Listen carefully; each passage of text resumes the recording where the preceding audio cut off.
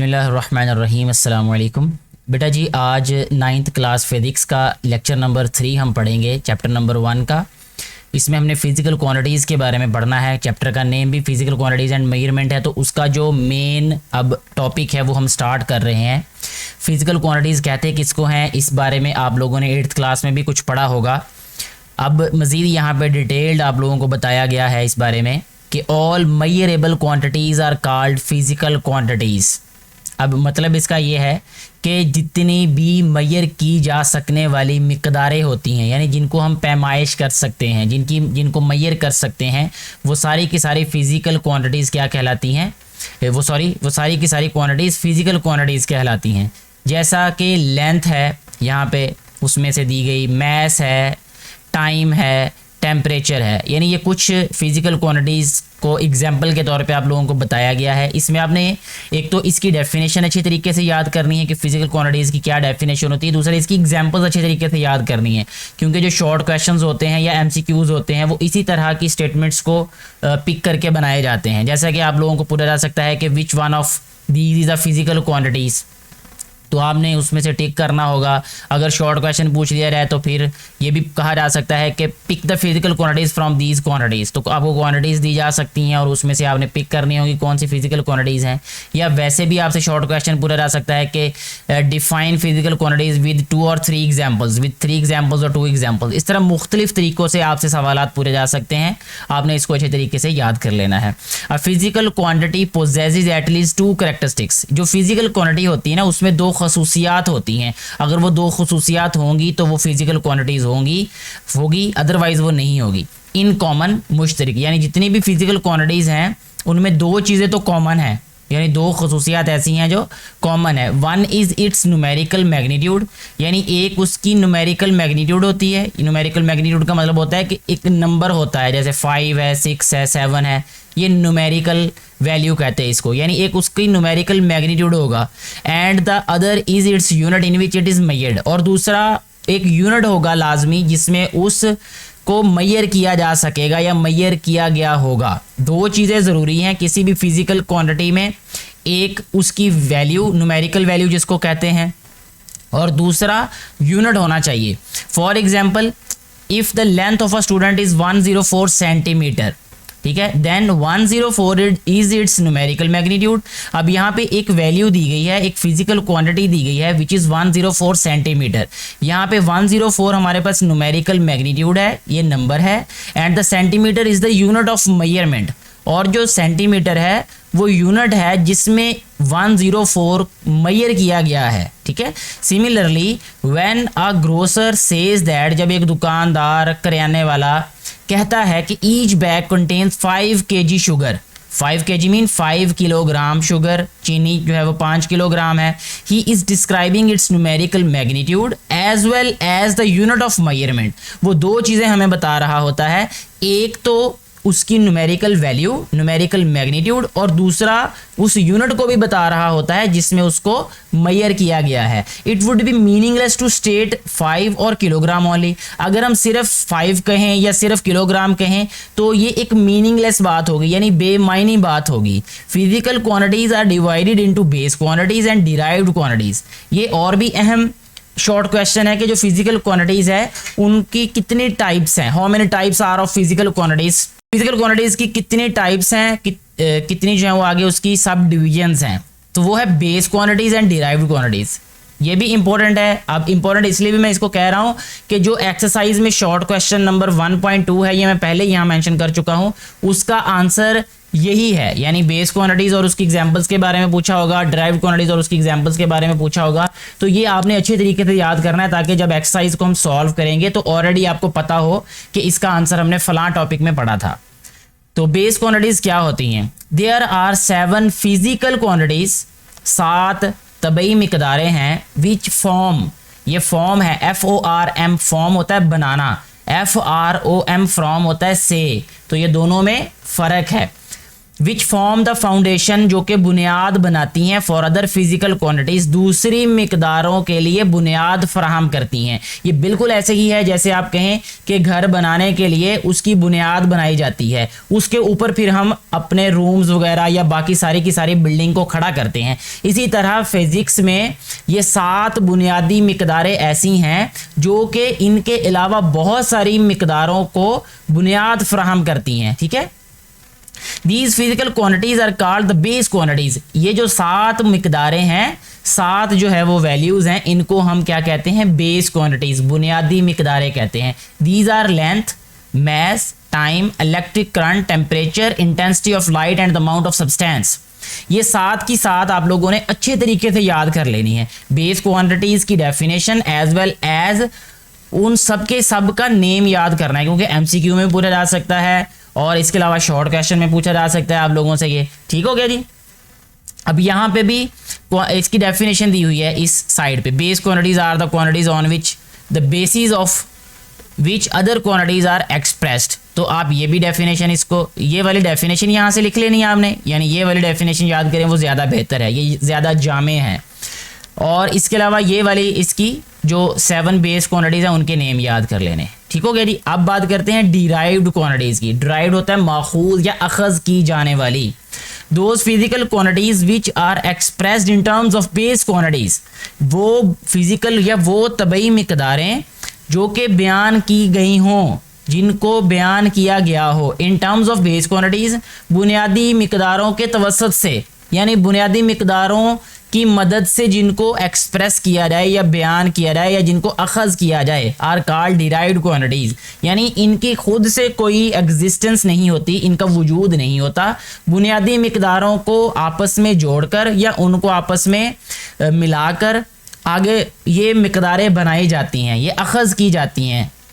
These include area, जैसे area है, ठीक है, एरिया लेंथ और विड्थ होता है, ठीक है, या लेंथ बाई लेंथ भी होता है, साइड बाई साइड होता है। ये आप लोगों ने 5 क्लास में, 6 में, 7 में, 8 में, ये मैथ्स में ये वाला फार्मूला पढ़ा होगा एरिया का, वॉल्यूम का फार्मूला पढ़ा होगा, ठीक है ना, side by side, length, width और हाइट। इसी तरह स्पीड का फार्मूला आप लोगों ने अभी पढ़ना है इसमें फिजिक्स में ही। फोर्स का फार्मूला पढ़ना है, वर्क का, एनर्जी का, पावर का, इलेक्ट्रिक चार्ज, इलेक्ट्रिक पोटेंशियल, ये सारी की सारी जितनी भी क्वांटिटीज़ हैं ये सारी डिराइव्ड क्वांटिटीज़ हैं। क्यों डिराइव्ड क्वांटिटीज़ हैं? क्योंकि इन सारी की सारी क्वांटिटीज़ को उन 7 मिकदारों से ही अखज़ किया गया है।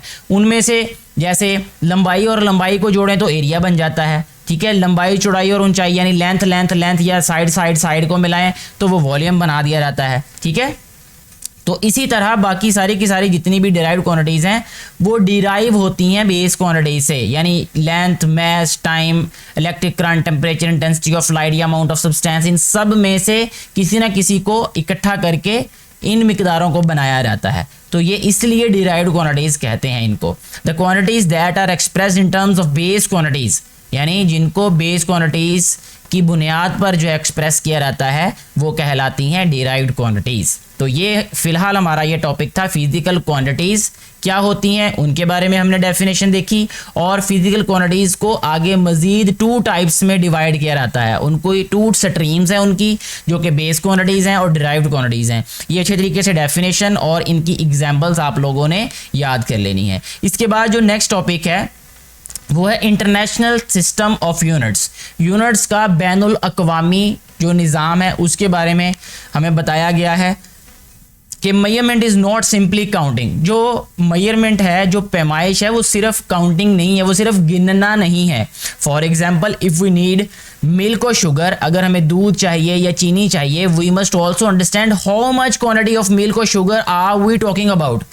तो हमें यह भी पता होना चाहिए कि हम कितनी मिकदार के बारे में बात कर रहे हैं। ठीक है, thus there is a need of some standard quantities. हमें एक म्यारी जो है वो मिकदारें, पैमानों की ज़रूरत होती है फॉर मेजरिंग और कंपेयरिंग अननोन क्वांटिटीज़, मेजर करने के लिए या कंपेयर करने के लिए। मेजरमेंट असल में कंपैरिजन ही है। ठीक है, हम किसी स्टैंडर्ड क्वांटिटी के साथ उसको कंपेयर करके बता देते हैं कि भाई ये मिकदार ऐसी है। जैसे अगर हम लेंथ की बात करें, अगर हमने 1 फीट या 2 फीट या 3 फीट या 3 फीट बताना हो तो हम क्या करते हैं, जो मेजरिंग टेप होती है, जैसे हम अपनी लोकल लैंग्वेज में जैसे इंची टेप कहते हैं, हम क्या करते हैं उसको किसी टेबल के कोने के साथ लगा के, किसी लकड़ी के साथ लगा के देख लेते हैं कि भाई यहाँ तक 1 फुट बनता है, यहाँ तक 2 फुट। इसको कहते हैं कंपैरिजन मेथड, ठीक है। और इसी तरह जब आपने 1 किलो या 2 किलो दूध को मेजर करना होता है तो आप किसी ऐसे बर्तन में उसको डालते हैं कि जो कि पहले ही आपको पता होता है कि भाई ये 1 किलो का है, ये 2 किलो का। देहातों में क्योंकि ये ज़्यादा चीज़ होती है, मेरा ताल्लुक देहात से है, तो हमारे लिए ये बहुत कॉमन सी बात है ये वाली कि जब दूध लेने जाते हैं तो वो 2 डब्बे डाल देते हैं कि ये आधा किलो के 2 डब्बे डाल दिए, चलो जी ये 1 किलो हो गया, ठीक है। इसी तरह अगर आप किसी ऐसे इलाके से ताल्लुक़ रखते हैं जहाँ पर ये बात इतनी क्लियर ना हो तो आप इस बारे में मज़ीद पूछ भी सकते हैं। वगरना उम्मीद है कि आपको पता होगा लीटर वाले पैकेट मिल जाते हैं, शहरों में पैकिंग में मिल जाते हैं, तो वो लीटर जो है वो एक क्वांटिटी है, ठीक है। इसके बाद जो है वो बताया गया है हमें कि thus there is a need of some standard quantities for measuring comparing unknown quantities once a standard is set। एक दफ़ा वो स्टैंडर्ड जो है वो सेट हो गया, वो जो मेयार है वो बना लिया गया for a quantity, then it can be express in terms of that standard quantity. फिर वो उस मेयारी मिकदार के लिहाज से उसको फिर हम बयान कर देते हैं, ठीक है। This standard quantity is called a unit. उस जो स्टैंडर्ड क्वांटिटी है, जो मेयार हमने बनाया होता है, उसको कहते हैं यूनिट, ठीक है। विद द डेवलपमेंट्स यानी तरक्की, बेहतरी in the field of science and technology, science और टेक्नोलॉजी की तरक्की के साथ, बेहतरी के साथ, the need for a commonly acceptable system of unit was seriously felt.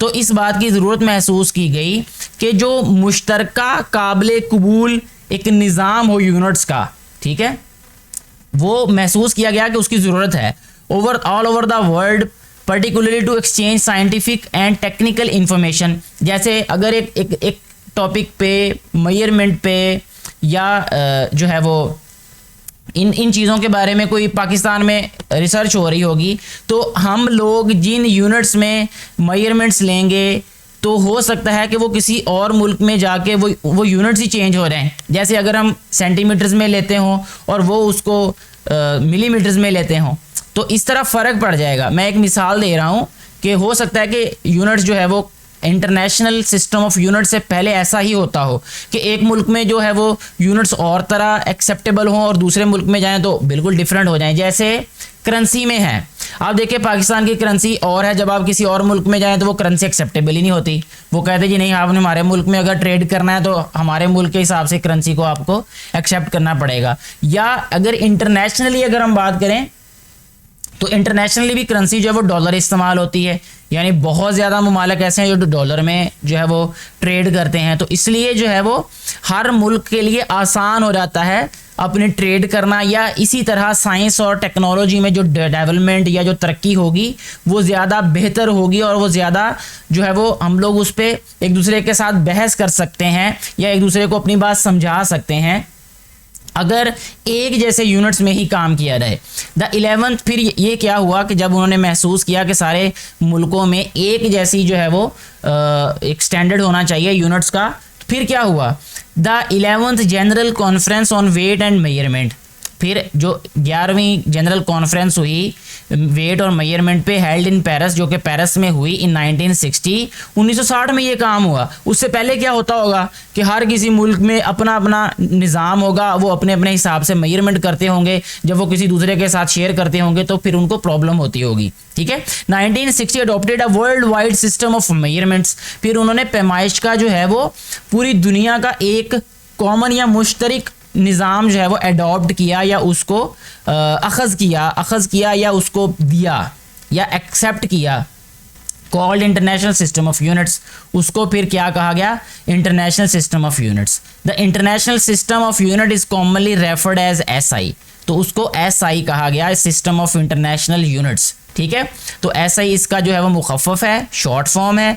तो फिर क्या हुआ कि जब ये इंटरनेशनल सिस्टम ऑफ यूनिट्स बना तो उसके बाद फिर जितने भी मुल्कों में ये जो यूनिट से रिलेटेड या लेंथ से रिलेटेड काम होता रहा, उनके यूनिट्स एक जैसे रहे, फिर जो नॉलेज है वो शेयर करने में भी और उसकी तरक्की भी फिर जल्दी होती है, क्योंकि एक मुल्क तरक्की करता है एक हद तक, फिर वो जब शेयर करता है फिर उससे आगे बात बढ़ती है, ना कि वहीं पर रुक जाती है या उसकी डायरेक्शन को चेंज हो जाती है।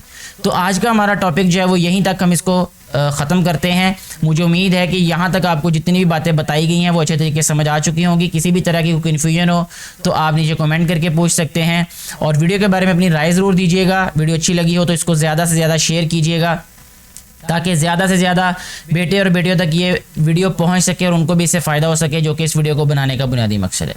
Thank you very much.